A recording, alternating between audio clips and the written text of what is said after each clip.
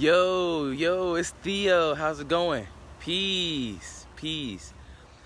I hope everyone's having a great day once again outside, here in nature, kind of, still other apartments.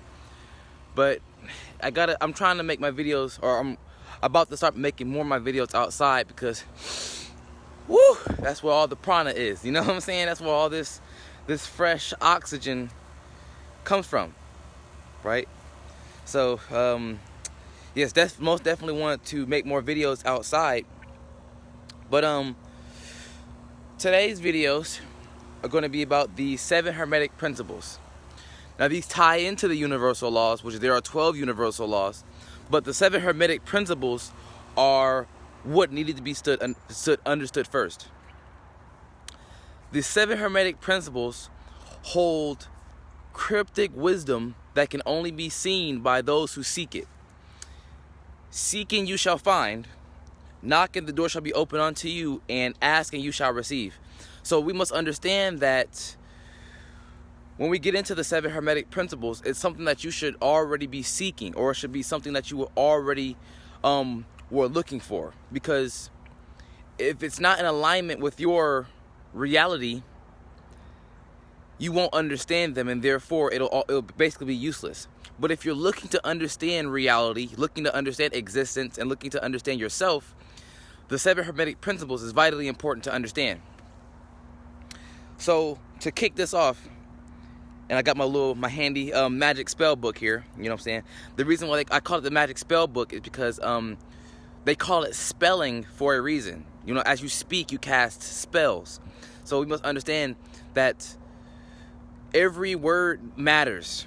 Like, everything you say matters. Everything you write matters. Everything you do matters. So pay attention to your habits, to pay attention to your behavior, and pay attention to what you are thinking, because we literally become what we think about all the time. So kicking this off, going into the first hermetic principle, first of the 7 hermetic principles. Oh, snap. Oh, my bad. The first one is mentalism. Now, with the first 7 hermetic principle, it states that all is mind, the universe is mental. So we have to understand that our environment is a merciless mirror, as our mental conditioning is a reflection of that. So we have to kind of sort of to understand this, we must understand that we are the product of our past thinking, and we are also the result of our thoughts. We are the result of our past thinking, and we are the result of the people we hang around, the things we do, and the things we consume. What you focus on grows. So understand this, that the mind thinks in a singularity. It does not think in dual. Although there are 2 sides to everything, which we're going to get to later in the video, we must understand that our mind can only think one thing at a time. Now I am aware of thoughts. But it's either you're thinking something good or you're thinking something bad. You're either complaining or you're finding solutions, right? You're making more problems or you're finding the answers, right? So we have to kind of sort of understand that our outer world is a projection of our inner world, our eternal world. Most people don't understand that our self-image is linked to what we are watching, what we are listening to, and what we are doing with other people every single day. So the way to improve your self-image by reprogramming your subconscious mind. And the way you reprogram your subconscious mind is with repetition, consistency, and persistency in what you are looking to do. Going forth, the second hermetic principle is the law of vibration. The law of vibration states that everything has a unique vibrational frequency. So this will go into light a little bit, because light is a wave. Now, we must understand that there are particles and there are waves, right? Light is a wave, and the particles within the sun are photons, and they have no rest mass, right? There's so to understand this, we must understand that just like light, solid things also have a unique vibrational frequency because everything is moving. The law of vibration says that everything is moving. Everything is consistent, always moving. Even when you're standing still, even the pole right there is moving. If you understand atoms and molecules and so on and so forth. Each individual cell in your body is active and it is alive by itself, and it creates you.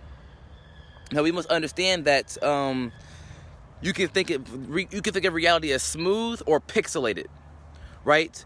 And pixelation is actually one of the 7 clues to reality. And if you want to know what reality is, I'll put a link in the description below about what is reality. And it's not a video I made, but it's a video that I've come across that gives you 7 clues. And it's vitally important I feel it's vitally important to watch, because if you want a decent foundation, mathematics and linguistics is the way to go. But the law of vibration. The law of vibration said that everything has a resonance. Think of it like this. When you walk into a room and you say, man, I don't like the vibes in this room.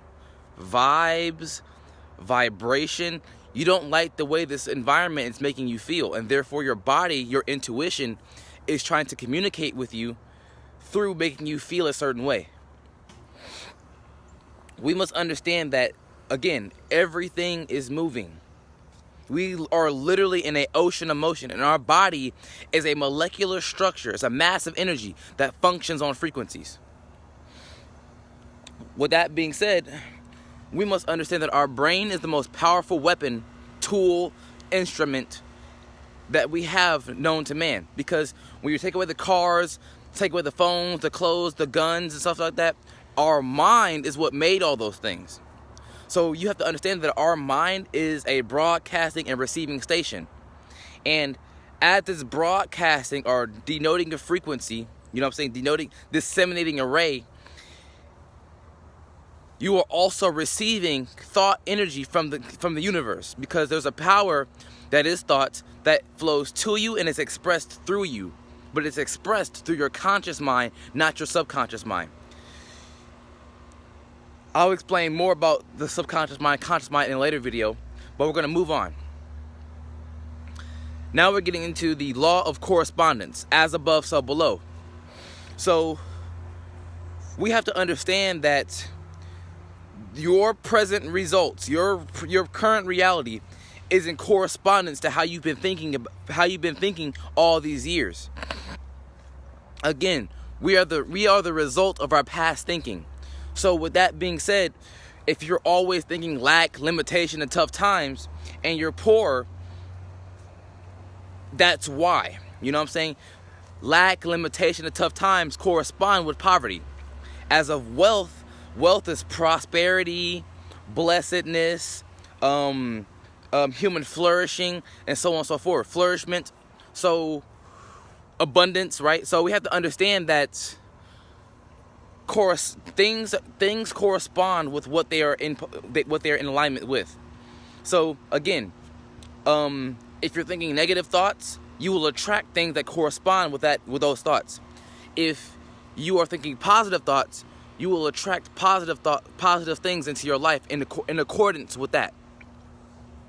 So going down from that, this is now going into the law of polarity. The law of polarity states that no matter how thin you slice it, there's 2 sides to it. There may be one coin, but there's 2 sides in the coin. And we must understand that a coin lost in the water is found in the water. What does that mean? What got you where you are today, the same thinking that got you where you are today, is not going to get you to a better position later. You always have to think differently. You always have to come up with new methods. Because again, there are 2 sides to everything. So if you're getting nothing but negative feedback out of something you created, make a few tweaks. Refine what you are doing. Because the only person that you're against is yourself. The only person you have to be better than is the person you were yesterday. You have to be better than the person you were yesterday. That's all. That's your only competition, is you. It's not you versus the world. It's you versus you. You are the world. There is no world outside of you. Your life emanates from within you. Your heart is beating inside of you eternally. It's not even, you don't even have to ask. That's your subconscious mind. That's the power of your subconscious mind, right? Your heart beats without you asking. Your stomach develops an appetite without you even asking. You can think, you know? Most people say, well, yeah, I know I can think, but do you actually think? You know what I'm saying? You may have thought you are thinking, but thinking is laborious, which means it requires actual effort and time. It takes time. It takes a little labor, if you will. So, in other words, 1% inspiration, 99% perspiration. And with that being said, understand this, that everyone has an idea, but only a few execute on their ideas, and that's why they are in their position. That's why they're in their positions, because they execute their ideas. So, going down to the law of cause and effect, it clearly states that every action has a consequence. So, if you do bad things, you will get bad consequences. If you're doing good and positive things, you will get positive consequences or positive responses, or so on and so forth. So, we must understand that with the law of cause and effect, it's basically action reaction, yin and yang, right? Hot cold. We must understand that even if something's hot or cold, if the water is hot or cold, it does not matter because it's still water, right? It is the effect that it has on you which causes you to think a certain way, or to react or respond a certain way. We live in a causality feedback loop, but then there is this thing called consciousness and or decision. All you have to do is decide to be successful. All you have to do is make a decision. You don't need money. You don't need a new job. You don't need a car. You don't need a house. You don't need anything. All you have to do is make a decision. And once you make that decision, you will attract everything to you. See, the 7 hermetic principles play into the law of attraction, right? The 7 hermetic principles, they are in accordance to the law of attraction. And the law of attraction states that you attract who you are, what you are doing, what you are being, or who you are being. You attract everything that you are thinking. You attract things that are in correspondence with your being, right? So with that being said, understand this, that when you start to change your habits, change your conditioning, change your environment, you will notice you will become more happier, because maybe you can't change the people. Maybe you can't change your circumstances, right? But to hell with circumstances, create opportunity. With that being said, if you can't change your present moment, your physical present moment, if you change the way you think about it, you will attract a better life. You will attract good thoughts, and therefore you will be more at ease and well-being. But going from there, there is the law of rhythm. The law of rhythm states that nothing is permanent. Everything has a cycle. Everything has seasons. The earth has seasons. Things happen in a cycle, right? It's recycling, you know what I'm saying? And through this cycle, they have seasons. And we must understand that this also ties into the law of polarity, because with life there is death. With death there is life. You cannot know one without the other. You literally cannot know one without the other. You cannot know black without white. You cannot know white without black. So what this is saying is this, that white is black, black is white. Because if we take the word is and put it as, and replace it for implies, black implies white, white implies black. Because you cannot know the other without one, and you cannot know one without the other. I cannot know myself without getting to understand you, and you can't really understand yourself without getting to understand me. It is a interdependence, not a codependence, not dependent, but a interdependence. We kind of sort of rely on each other. We need each other to survive in this matrix, right? To create the life that we want. Because we are literally the co-creators of our reality and the archetype and pioneers of the future. Literally, that's what we are. So going off from that, the very last one is the law of gender. And it clearly states that manifestation requires a balance of energies. So There can be no man without a woman. There can be no woman without a man. This is going to go into the trick question. Well, what came first, the chicken or the egg? It's a trick question because they were both here at the same time.